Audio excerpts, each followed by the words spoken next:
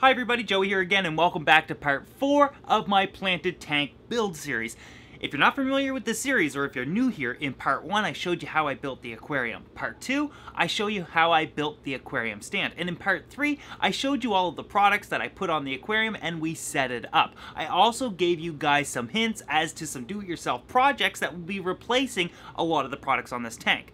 Now in part 4, today's video, we're going to scape the tank, we're going to plant the tank, and we're going to stock the tank. This is what I'm most excited about. As you guys can remember, I haven't set up a planted tank in about 10 years. So not only am I excited, I took the opportunity of setting up this planted aquarium to try out a whole bunch of different things. Now before we move any further, I first want to state the following. This video is going to take you from 4 months ago when the tank was set up until today. I'm going to bring you along my journey and how I set everything up and all the plants growing and so forth. This isn't going to be a video on maintenance or how I take care of the tank or dosing schedules or anything like that. This is just going to be pretty much the story of 4 months ago up until today. Let's start where we left off last week. With the aquarium now on the stand and all the equipment set up, the next thing I wanted to do was install a background onto this aquarium. I decided to go with a frosted window film. I got this from Amazon for about $14 and it's 6.5 feet long. Now that $14 for this little bit of window film might not sound like a lot, but I've already used it on 3 aquariums and got a whole lot left. But why use a frosted window film in the first place? Why not use a solid color, for example? Well, solid colors tend to give a stop at the back of the aquarium. For example, when you're looking at the aquarium, if you see a solid color, you know the tank ends there. But with these frosted films, they're somewhat translucent, giving the illusion of more depth to the aquarium, but also serving to sort of hide some of the cords behind the aquarium as well. To install one of these is really simple. Clean the back of the aquarium really well so there's no debris. Then wet it down completely, peel off the protective tape from the window film, which is going to expose a bit of a tacky surface, and then apply that to the back of the tank, using a card or some sort of a straight hard edge to squeegee out all the air bubbles and water. Within 24 hours, the water will evaporate and the background will be set in place. Almost permanently, really. Unless you decide to peel it off, and then you can and change colors if you want. Now we move on to the soil, and as mentioned in last week's video, there's a ton of things that I've wanted to try out that are in the aquarium hobby, specifically the planted aquarium hobby these days. Again, I haven't dipped into planted tanks in over 10 years, so there's a lot of things that have changed. And I noticed that ADA Amazona Aqua Soil was now available, and it's getting a lot of great reviews. And to skip ahead a little bit, I love this stuff and I have zero regrets. It is expensive though. 9 liters cost me about $33. Although I only use the 9 liters in this tank, so it only cost me $33. With that said, you might be questioning, Joey, why didn't you go with, say, a dirted tank, using something like Miracle-Gro and then capping it off with sand? Quite frankly, I just don't like the look of it. Along with a host of other reasons, however, I did want to start off with a top-notch soil so that when we do go the do-it-yourself route, we now have a baseline of what's really good and something we can compare to.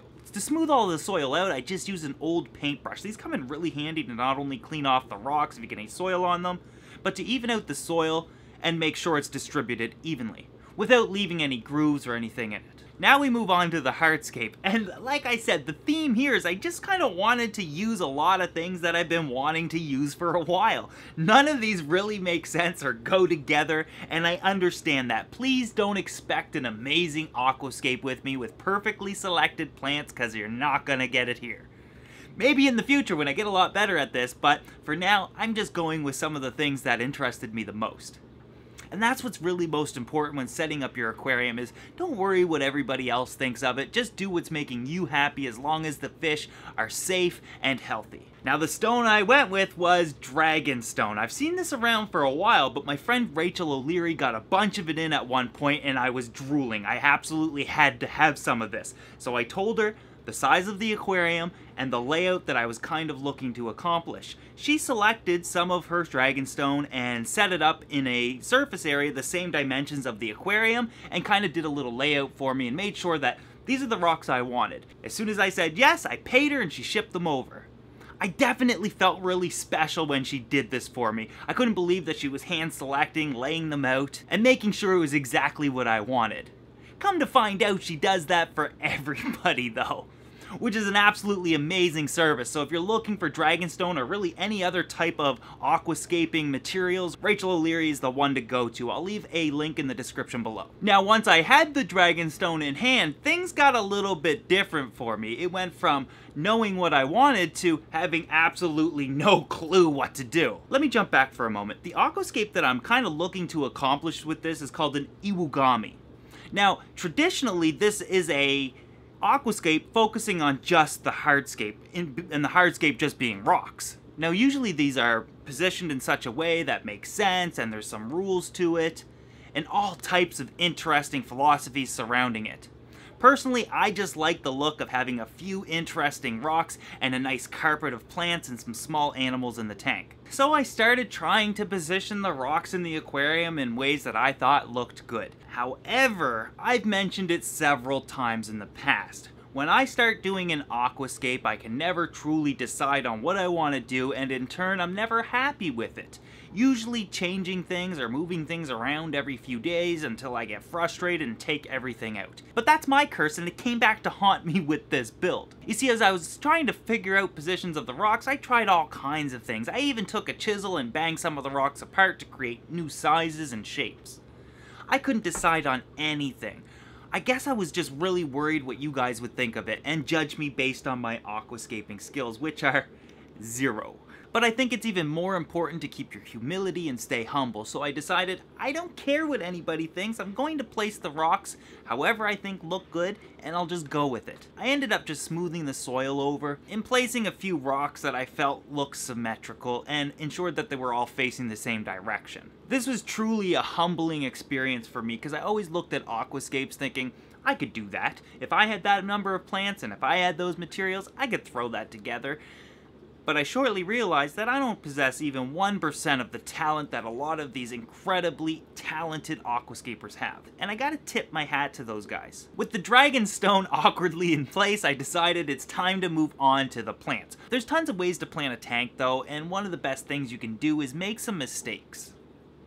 And boy did I make a lot of them with this build, but we're going to get to that in a minute. Now I'm going to mention this once again. I'm going to start sounding like a broken record, but so much has changed in the planted aquarium hobby in the past 10 years. And when I heard that you can now purchase tissue culture plants, I absolutely had to try them. If you're not familiar with what a tissue culture plant is, well, essentially it's a plant cell taken from a normal plant and grown in a tissue culture system. I like to think of it as cloning, and I'm not sure if that's technically correct, but you get the idea. Some of the benefits to tissue culture plants is what truly attracted me. For example, since they're grown in such a sterile environment, there's no chance of snails being introduced or pests or any sort of algae introduced with the plant into your aquarium. Unlike when I remember being in the hobby, you would go to the local fish store or maybe get some plant clippings from somebody else's aquarium, and there's a chance of introducing snails, algae, and pests. Of course you could do bleach dips with the plants, but there's always that risk.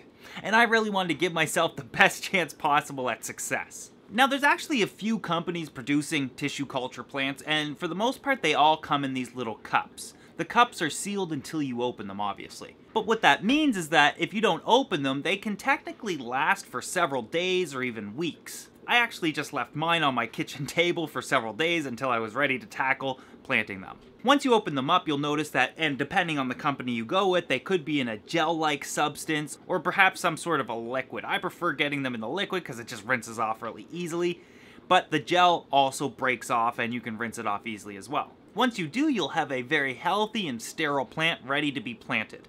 Now, if you're like me and many other aquarists, you want to start propagating it and stretching this as far as it can go. So when it comes to dwarf hairgrass like this, you can just tear it apart or take some scissors and clip it apart. Self-admittedly, I divided this up into twice as much as what's recommended, but I really needed to stretch this as far as I could go. I also picked up some aquascaping tools. I just got some cheap stainless steel ones from Amazon. I didn't think I would need some scissors or tweezers or anything like that, and to be honest with you, I felt like I had wasted my money. But now that I've been using them for about 4 months, they are an absolute must. They make everything so much easier. To plant the dwarf hairgrass, I just took some tweezers and pushed it down into the soil about halfway.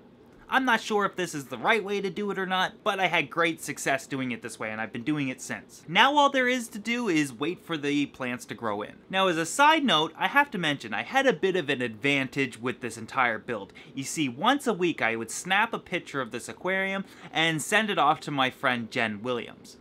You guys will know her from past videos where she's done a lot of aquascaping. She's one of my favorite aquascapers, in fact. And I'm really lucky to have a friend so knowledgeable about the plant hobby, and who can be brutally honest with me if I'm doing something right or wrong. So it goes without saying that I gotta give Jen a shout out.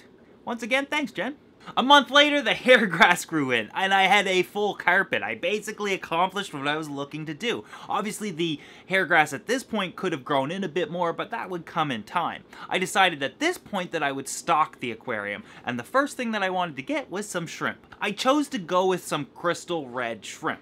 These are a white and red shrimp and highly contrasting inside of a green planted tank. They'll stand out a little bit more. Within a couple weeks, the hair grass had completely carpeted the bottom of the tank, and there was no signs of any issues or problems at all. But because there's no problems and nothing really changing in the tank at this point, I slowly started to lose interest like I knew I probably would. It was so exciting and fun at first because there was so much growth and new life going on, but at this point it was almost on cruise control. So I decided I'd shake some things up a bit and add a new plant in. I didn't know what plant to get or what would look good, so I just kind of looked around to something that I thought I would enjoy growing. And that plant ended up being Rotala rotundifolia. Turns out this is a really cool stem plant. It's pretty low demanding and easy to grow, which is right up my alley. But same goes for the hair grass. However, I must say that with the right soil, the right lighting, and some CO2, you're off to a really good start with most plants. The downside to these is that I couldn't find them in a tissue culture at the time, so I had to do a bleach dip once I got them, and unfortunately I didn't buy a whole lot. Just a few stems, but I thought, well,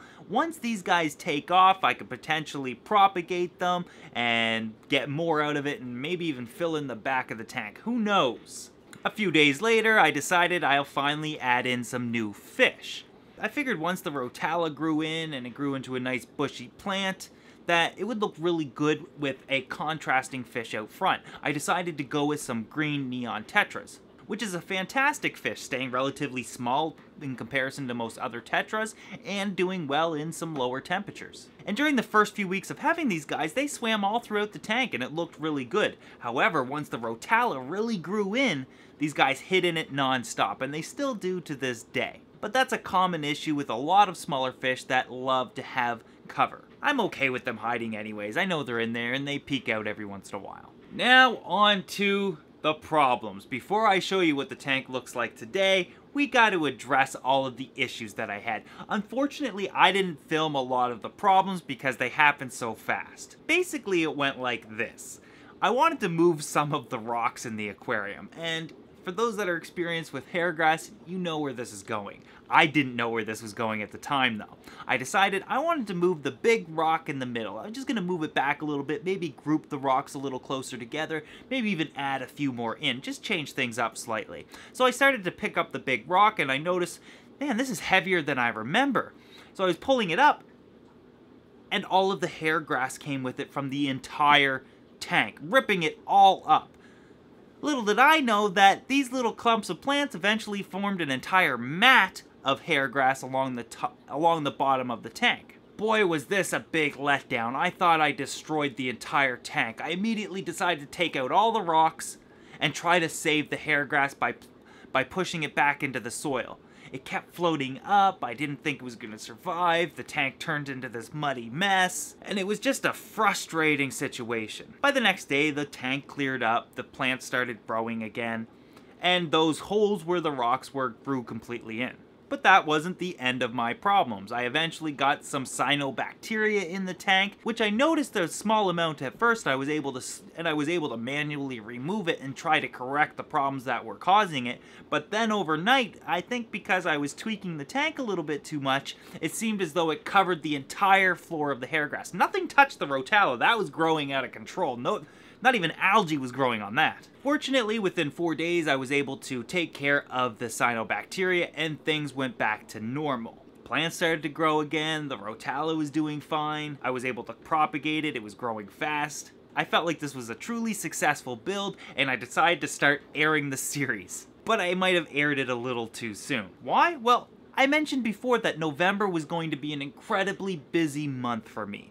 I'm going to be out of the country a few times, my wife is going to be in the hospital and require an incredibly long time to recover. I was just going to simply have a massively stressful and busy month. And because of this, I noticed that I was starting to have problems with the equipment, namely the timer. I noticed that one day the CO2 wasn't on, but I had noticed it too late. There was algae starting to form in the tank. I guess it had been off for a couple of days. Again, I wasn't doing a lot of checks, and I wasn't able to be heavily involved with my aquariums at the time, but these things happen. I realized that the timer shut off, but it didn't turn back on, and this happened during a power outage. We were having power outages all this month, in fact. So I got the timer back on, the CO2 up and running again, and the algae went away on its own. Then I went on my trip to Chicago. I came home to a tank with no CO2 running for 4 days.